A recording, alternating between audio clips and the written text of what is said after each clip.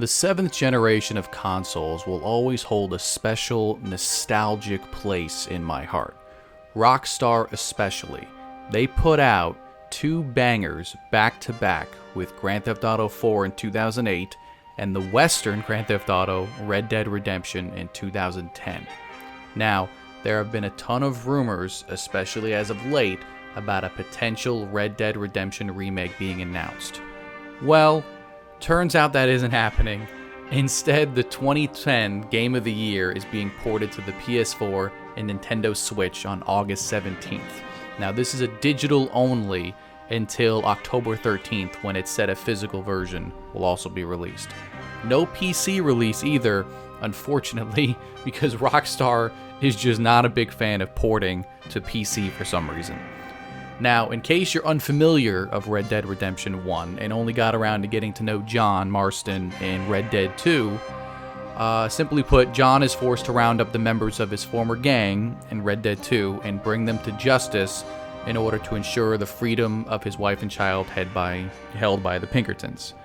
Undead Nightmares is also part of this port, which was the single-player expansion, and it's essentially what if a horror what if near the end of the game if zombies showed up in the Wild West.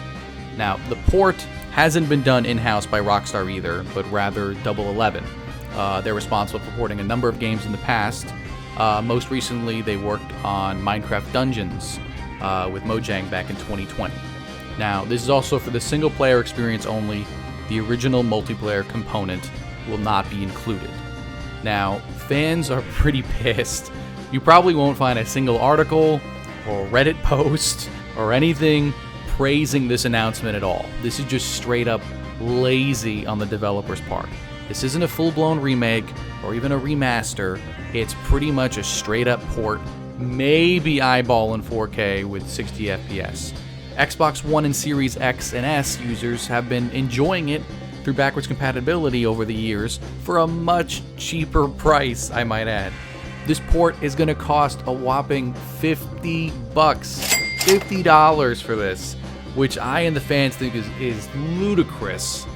But after the GTA Trilogy definitive editions, I don't think anyone looks at Rockstar games with the same love anymore.